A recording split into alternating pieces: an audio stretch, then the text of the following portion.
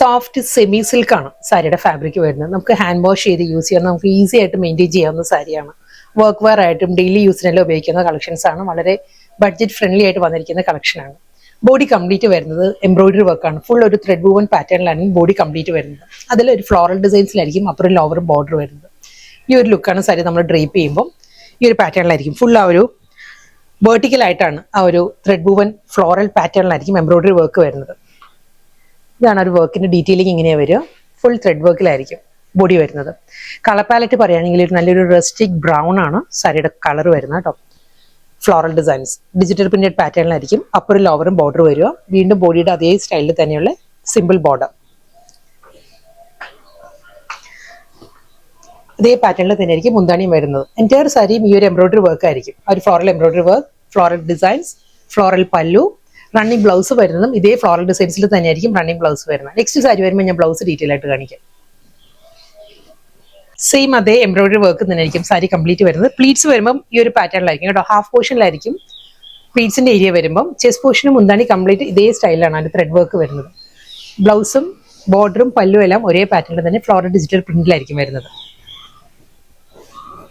Colour palette പറയുകയാണെങ്കിൽ സാരിയുടെ colour purple ആണ്. ഒരു പേർഷ്യൻ റോസ് ചേർന്ന് വരുന്ന ഒരു പേർപ്പിൾ ഉണ്ടല്ലോ, വാടാമുല്ല കളറിന്റെ ആ ഒരു പേർപ്പിൾ ടോണിലാണ് സാരി വരുന്നത്.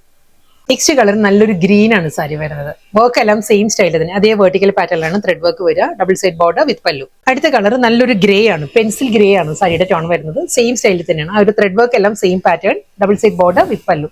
അടുത്ത കളർ നല്ലൊരു ഓക്സ്ഫോർഡ് ബ്ലൂ ആണ് സാരിയുടെ ടോൺ വരുന്നത്. വർക്ക് എല്ലാം സെയിം പാറ്റേൺ തന്നെ കേട്ടോ. Full thread work, double side border വിത്ത് പല്ലു ആൻഡ് ബ്ലൗസ്. അടുത്ത കളർ വീണ്ടും നല്ലൊരു ആ ഒരു സെയിം ടോൺ തന്നെയാണ് വരുന്നത്. റസ്റ്റിക് ബ്രൗൺ, ഒരു ഹണി ബ്രൗണിന്റെ എല്ലാം ആ ഒരു കാറ്റഗറിയിൽ വരുന്ന കളറാണ് സാരിക്ക് വരുന്നത്. ആ ഒരു ത്രെഡ് വർക്കിന്റെ എംബ്രോയിഡറി വർക്കിന്റെ ഡീറ്റെയിലിംഗിൽ ചെറിയൊരു ഡിഫറൻസ് വന്നിട്ടുണ്ട്. ഒക്കെ എല്ലാം സെയിം തന്നെ. ഫ്ലോറൽ ഡിസൈൻസിൽ തന്നെ ആയിരിക്കും ഡബിൾ സൈഡ് ബോർഡർ വരുന്നത്. ഇതിന്റെ ആ ഒരു എംബ്രോയിഡറി വർക്ക് വരുന്നത് ഈ ഒരു പാറ്റേണിലായിരിക്കും. വെർട്ടിക്കലായിട്ട് തന്നെയാണ് വരുന്നത്. ഡിസൈൻ ചെറുതായിട്ടൊന്ന് മാറിയിട്ടുണ്ട്.